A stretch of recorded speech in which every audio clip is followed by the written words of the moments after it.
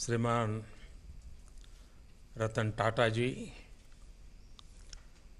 Tata memorial centre के director doctor R.A. बड़वे, Tata memorial centre के सभी डॉक्टर मित्र, वहाँ उपस्थित सभी students, friends, Tata memorial centre के प्लेटिनम जुबिली के अवसर पर आप सभी लोगों को हार्दिक शुभकामनाएं। टाटा मेमोरियल सेंटर के 75 वर्ष पूरे होने पर platinum jubilee milestone book release करते हुए मुझे बहुत ही प्रसन्नता हो रही है। टाटा मेमोरियल सेंटर को इस मुकाम पर पहुंचाने में टाटा परिवार का अनवरत सेवा भाव और सामाजिक जिम्मेदारी निभाने के उनके एहसास का अमूल्य योगदान रहा है। आज इस संस्थान से इन 75 वर्षों में जुड़े रहे सभी लोगों को याद करने का अवसर है। इस किताब के पन्ने पलटते हुए मुझे 1931 में हुए उस वाक्य का पता चला। उस समय मेहरबाई टाटा कैंसर के इलाज के लिए अमेरिका जाते हुए अपने पति सर दोराबजी टाटा को यह कहा था कि मैं तो खुशकिस्मत हूं कि इलाज के लिए अमेरिका जा रही हूं, लेकिन अपने देश के उन लाखों लोगों का इलाज कैसे होगा जिनके पास इतने संसाधन नहीं है। और अभी रतन जी ने भी कहा कि बीमारी अमीरी और गरीबी में फर्क नहीं करती है। अमीर हो या गरीब, बीमारी किसी के भी यहां आकर के धमकती है। मेहरबाई जी के निधन के बाद दोराबजी टाटा को ये बात याद रही और आगे यही टाटा मेमोरियल सेंटर का आधार बनी। आज 75 वर्षों के बाद ये संस्थान कैंसर के इलाज के लिए ह्यूमन रिसोर्स डेवलपमेंट, पढ़ाई, कैंसर पर रिसर्च, इन तीनों का प्रमुख केंद्र है। देश में ऐसे बहुत कम संस्थान हैं जो इतने वर्षों से लगातार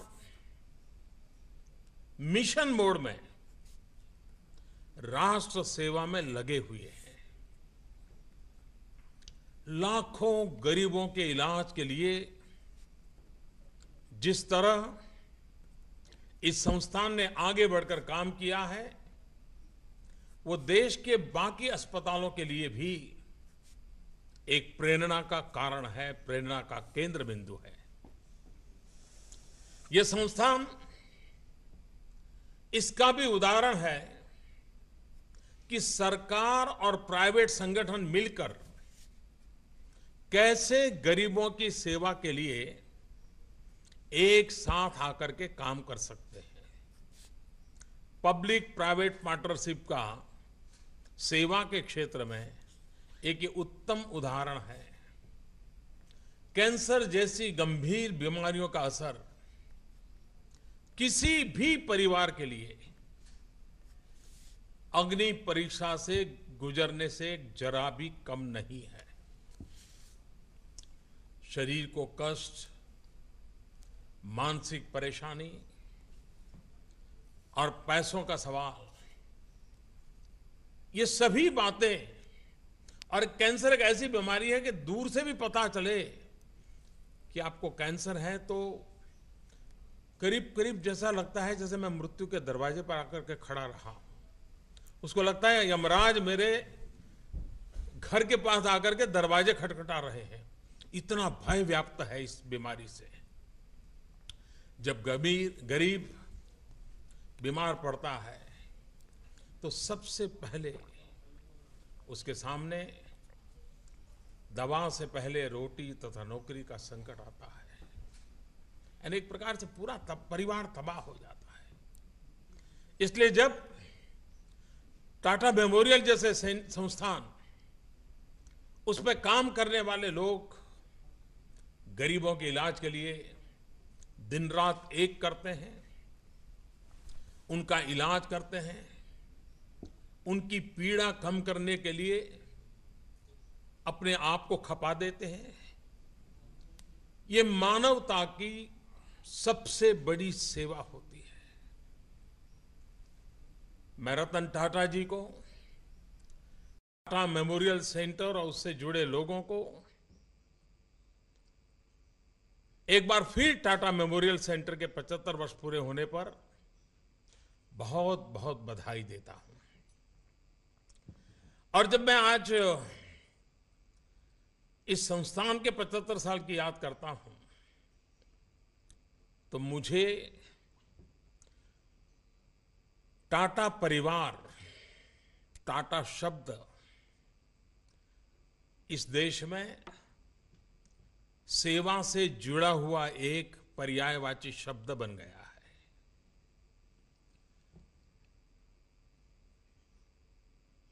1898 जमशेदजी टाटा ने स्वामी विवेकानंद जी को एक चिट्ठी लिखी थी और चिट्ठी में उन्होंने कहा था, विज्ञान के महात्म्य की चर्चा की थी और विज्ञान को भी जमशेदजी टाटा किस रूप में देखते थे। और उन्होंने उस चिट्ठी में लिखा है 1898 में, और विवेकानंद जी को चिट्ठी लिखते हुए कहा था कि आप मेरे इस प्रयास के साथ जुड़िए, जिम्मेवारी लीजिए। किसी को भी आश्चर्य होगा कि किसी बिजनेसमैन को कोई बुलाए, किसी साइंटिस्ट को बुलाए, किसी रिसर्चर को बुलाए, ये एक सन्यासी को बुला रहे थे। और उन्होंने उसमें लिखा था कि उज्ज्वल भविष्य के लिए, देश के लिए मॉनेस्ट्री ऑफ साइंस, इसके निर्माण की आवश्यकता है। 1898 में मॉनेस्ट्री ऑफ साइंस, मैं समझता हूं टाटा परिवार के रगों में अगर सेवा भाव न पला होता, ये संस्कार सरिता न होती, तो शायद उस चिट्ठी में ऐसे शब्द प्रकट न हुए होते। और जो शब्द ही नहीं, संस्थानों के रूप में निरंतर आज देश के अनेक ऐसे संस्थान हैं जो टाटा परिवार से जुड़े हुए हैं, जो भारत के भाग्य के निर्माण में, बेसिक फंडामेंटल रिसर्च में बल देते हैं। और उसमें एक महत्वपूर्ण कड़ी, ये आज 75 वर्ष की हम अवसर पर उसे याद कर रहे हैं। कैंसर मानवता के सामने उपस्थित बड़ी चुनौतियों में से एक है। अकेले हमारे ही देश में हर वर्ष 10 लाख से ज्यादा लोगों में कैंसर का पता चलता है। हर साल 6.5 लाख लोग कैंसर की बीमारी से मृत्यु के शरण हो जाते हैं। International agency for research on cancer ने आशंका जताई है कि अगले 20 वर्षों में यह संख्या डबल हो जाएगी। इस स्थिति में हर मरीज को इलाज की सुविधा उपलब्ध कराने के लिए अलग अलग कैंसर हॉस्पिटलों को एक प्लेटफॉर्म पर लाना बहुत ही आवश्यक है। एक ऐसा प्लेटफॉर्म जहां पर कैंसर के मरीजों को सस्ता इलाज उपलब्ध कराने में मदद मिले और इलाज के दौरान आधुनिक तकनीक का इस्तेमाल किया जाए। 2014 में जब हमारी सरकार बनी तो उस समय कैंसर के 36 सेंटर्स कैंसर ग्रिड के साथ जुड़े हुए थे। आज 3 साल के बाद मैं संतोष के साथ कहता हूं कि इतने कम समय में ये संख्या 3 गुना करके 108 कैंसर सेंटर को इस ग्रिड के साथ जोड़ चुके हैं। अभी कुछ ही दिन पहले ही डिजिटल कैंसर नर्व सेंटर की शुरुआत की गई है। इसी तरह वर्चुअल टमर बोर्ड की मदद से कैंसर के अलग अलग एक्सपर्ट्स को एक ही समय पर इंटरनेट से जोड़कर मरीज के इलाज की रूपरेखा तय करने में मदद दी जा रही है। कैंसर के क्षेत्र में टाटा मेमोरियल सेंटर के अनुभव का, उसकी एक्सपर्टाइज का फायदा उठाते हुए उसकी मदद से देश में 4 और बड़े कैंसर संस्थानों की स्थापना करने की दिशा में हम आगे बढ़ रहे हैं। एक कैंसर सेंटर वाराणसी, चंडीगढ़, विशाखापट्टनम और गुवाहाटी में बनेंगे। इससे इलाज के लिए लंबी दूरी तय करके अस्पताल तक पहुंचने वाले मरीजों को मदद मिलेगी, उनके परिवारजनों को भी बड़ी रिलीफ होगी। इसके अलावा हरियाणा के झज्जर में नेशनल कैंसर इंस्टीट्यूट का भी निर्माण किया जा रहा है।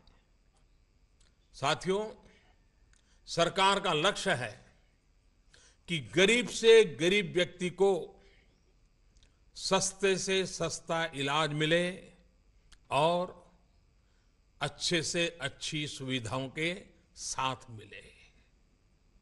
इसी लक्ष्य को ध्यान में रखते हुए 15 वर्षों के बाद इस सरकार ने एक नए नेशनल हेल्थ पॉलिसी बनाई है। जब अटल जी की सरकार थी तब हमारे देश में एक नेशनल हेल्थ पॉलिसी बनी थी। उसके बाद तो दुनिया में हेल्थ क्षेत्र में बहुत बदलाव आया है। टेक्नोलॉजी ने बहुत बड़ा रोल प्ले किया है। बीमारियों के भी रूप रंग बदल चुके हैं। तो अटल जी की सरकार ने लास्ट में हेल्थ पॉलिसी बनाई थी। 15 साल के बाद हमारी सरकार ने पिछले महीने एक होलिस्टिक अप्रोच के साथ देश के सामने हेल्थ पॉलिसी रखी है।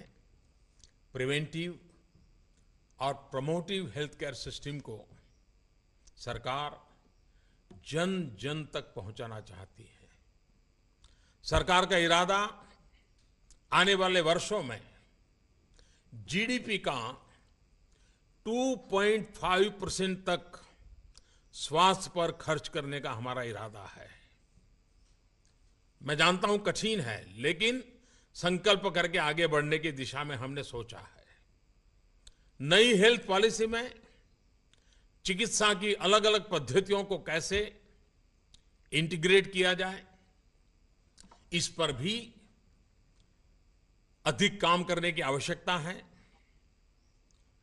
जैसे एलोपैथी के जरिए कैंसर के इलाज के समय मरीज को जो साइड इफेक्ट होती है, जो दूसरी तकलीफें उठानी पड़ती हैं, क्या उसमें आयुर्वेद है, योगा है, मेडिटेशन है, ये कुछ चीजें मदद कर सकती है क्या?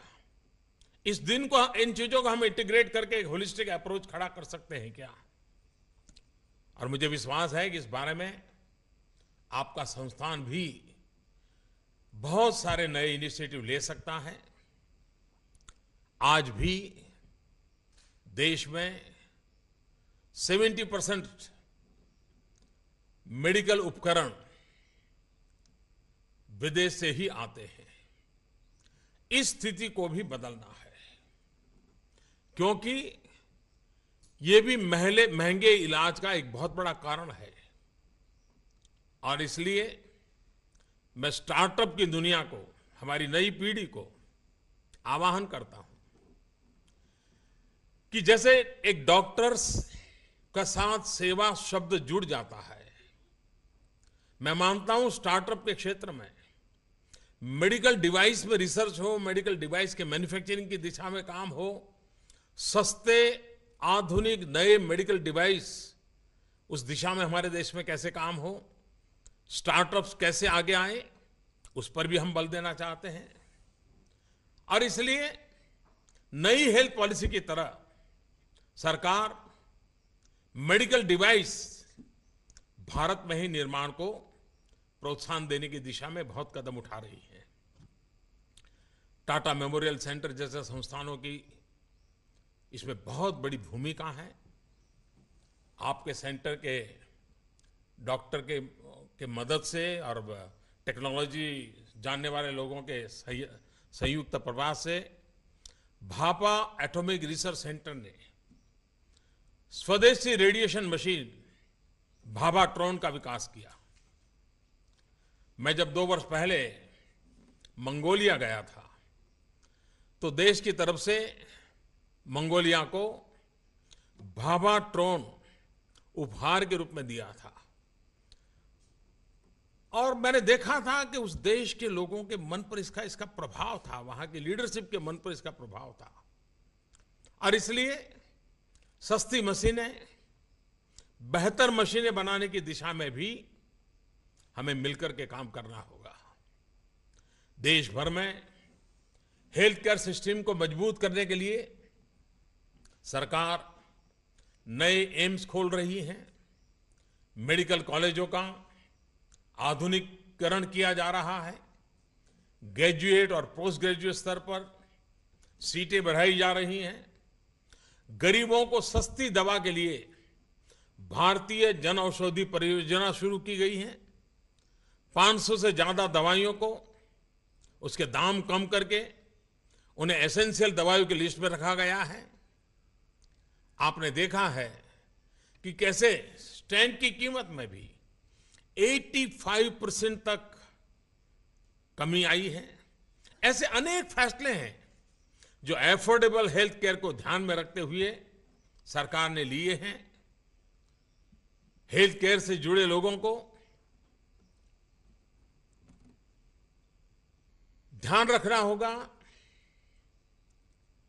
और मुझे कोई हक नहीं बनता है शब्दों में आपसे कहने का, लेकिन एक बात निश्चित है, आपने भी अनुभव किया है कि आज भी हमारे देश में सामान्य मानवी के मन में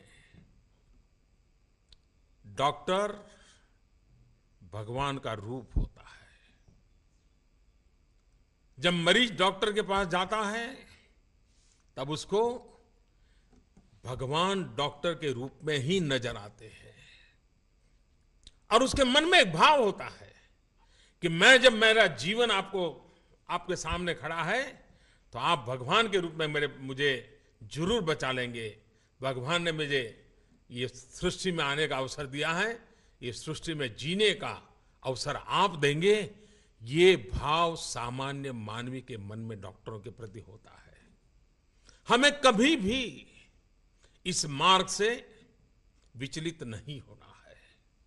और आज भी इस प्रोफेशन के प्रति इतनी श्रद्धा इसलिए है कि सभी पीढ़ियों ने जो इस प्रोफेशन से जुड़े हैं उन्होंने इस व्रत का पालन किया है, जी करके दिखाया है। और उसी का परिणाम है, उन तपस्या का परिणाम है कि आज भी डॉक्टर के प्रति वो ही श्रद्धा है। और इसलिए हमारे यहां कहा गया है सेवा परमो धर्मः। आप सेवा भाव से जुड़े हुए हैं, इससे बड़ा कोई धर्म नहीं होता है। और हजारों लोगों की जिंदगी आपने बचाई है, लाखों लोगों को जीने का आपने अवसर दिया है। 75 साल की यह साधना एक प्रकार से मानव जीवन की उत्तम सेवा की साधना का ये अवसर है। वहां बैठे हुए और इस क्षेत्र में काम किए हुए हर किसी के लिए इससे बड़ा कोई संतोष का कारण नहीं हो सकता है कि 100 बेड से शुरू हुआ एक काम आज एक विशाल वटवृक्ष बन करके देश की आशा आकांक्षा का केंद्र बन गया है। हेल्थ सेक्टर में एक सेवा का क्षेत्र बन गया है। और इसलिए मैं आप सबको हृदय से बहुत बहुत बधाई देता हूं। आप सभी को टाटा मेमोरियल सेंटर के 75 वर्ष पूरा होने पर अनेक अनेक बधाइयां, अनेक अनेक शुभकामनाएं। और आपने अपनी सेवा भाव से आज एक माइलस्टोन को पार किया है। बुक विमोचन का मुझे अवसर दिया और मैं विशेष रूप से रतन जी का आभारी हूं, क्योंकि मेरी अपेक्षा नहीं थी कि वो यहां आए। मैंने उनसे आग्रह किया था, आप मुंबई हैं, वहीं आप पहुंच जाइए, हम वीडियो पर मिल लेंगे। लेकिन ये इस परिवार के संस्कार है। आयु में मुझसे बहुत वरिष्ठ हैं, जीवन में अनुभव बहुत बड़ा है। मैं एक सामान्य व्यक्ति हूं, उसके बावजूद भी इस उम्र में रतन जी सुबह चल करके दिल्ली आए और उनका आग्रह रहा कि नहीं, मैं स्वयं आपके पास रहूंगा और इस कार्यक्रम में वहां से शरीक होऊंगा। ये उनकी नम्रता हम सबको प्रेरणा देती है। और यही तो तपस्या होती है। आप सब भाग्यवान हैं कि उनके नेतृत्व में, उनके साथ कंधे से कंधा मिला करके आप लोगों को कार्य करने का अवसर मिला है। जिस इंस्टीट्यूट के साथ टाटा नाम जुड़ा हुआ है, जो सेवा का पर्यायवाची शब्द है, मैं समझता हूं ये आने वाले दिनों में हेल्थ सेक्टर में देश को बहुत बड़ी शक्ति देगा। इसी एक आशा अपेक्षा के साथ उपस्थित सबको मेरी बहुत शुभकामनाएं। बहुत बहुत धन्यवाद।